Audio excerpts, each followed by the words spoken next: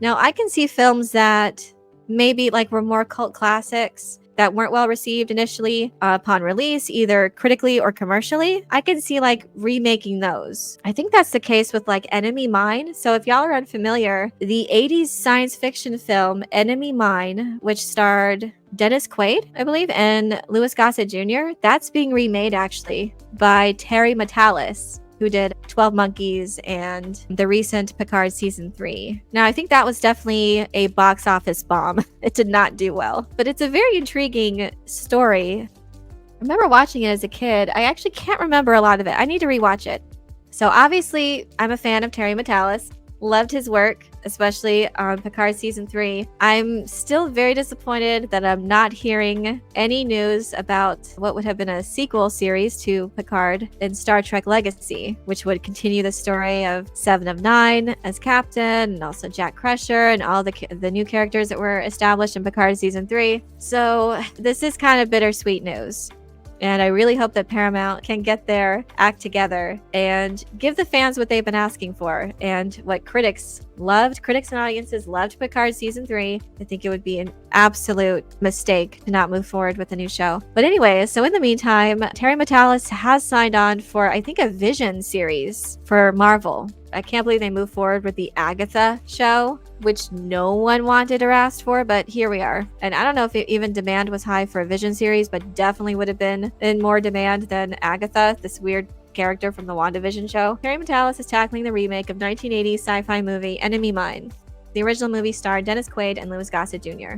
And the original movie, yes, it's set in a future where mankind is warring with a reptilian alien species. Mine starred Dennis Quaid as a human pilot and Louis Gossett Jr. as an alien who crash lands on a desolate planet. Both have deep-seated hatred for one another, but are forced to overcome their prejudices to survive. Things are taken up a notch when the human pilot must take care of the alien's baby when the reptilian is no longer able. I do remember some scenes like that. And I remember, yeah, their chemistry was really good. So Wolfgang Petersen directed the original movie, and that was the same director who did the Neverending Story adaptation. And apparently, yeah, the budget was just ballooned more than what they expected, and yeah, it just never made money, but began to have a cult following over the years. The original film was based on a novella by the sci-fi author Barry B. Longyear. The novella was originally published in Isaac Asimov's science fiction magazine in 1979. The story won the Nebula Award that year for Best Novella. It was followed by 2 sequels and eventually published as a trilogy titled The Enemy Papers. And there's no producer or director on board yet. So it's, yeah, very much in the early stages of development. But yeah, we'll see. These movies, I think, are more apt for reboots. You know, if they didn't do well critically and commercially at the time, let's see what Terry Matalas does. Enemy Mine is a strange movie, and I do not think it could be done correctly at this time. I have confidence in Terry Matalas. I loved his work handling Picard season 3. Honestly, it was so well done, and Star Wars, like Disney Lucasfilm, could definitely learn a few things from it.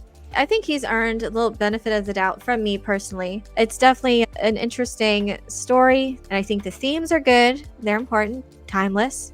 I don't think they have those details worked out yet, if it's going to be on streaming or theatrical release. I think they're doing Last Starfighter if this does well. I haven't heard any news moving forward in that. Hoping to hear more from it. I know the rights were tied up for a long time. I do have videos on that. The original writer and creator of it, I think he has to be involved. And I don't know why. I think people are scoffing at that idea. They just want to kind of redo it in their own way. But he's retaining those creative rights. Like, you have to involve him. He wants to be involved in it, and it has to be done right the way he wants. So I don't know. I don't know if they're just like, don't like that idea. They just want to do what they want. I'm sorry, his name is escaping me at the time. But yeah, the original writer is not wanting to do it unless it's done right. So I think it's stalled for now, and we'll see what happens in the future. Obviously, there's ones with like a certain charm and campiness, you know, that we love. They're still great. The Neverending Story, that's a new adaptation that's happening now. I don't think they've decided yet how it's going to be. I think they're looking at maybe a trilogy of movies. And I think it's going to be theatrical. But that's very well beloved. But also, there's a case to be made there because there was some creative liberties when it comes to the source material, and there was a lot left that they didn't cover in that first film. And the second film covered some of the rest of the book, but it was done in a different way. So if it's done right, if it's done with knowledge and passion and wanting to live up to the spirit of the original, update it to like modern effects and modern, action sequences and production quality. But it has to still have those elements that fans loved originally, but also done in a way that can appeal to everyone and modern audiences today as well.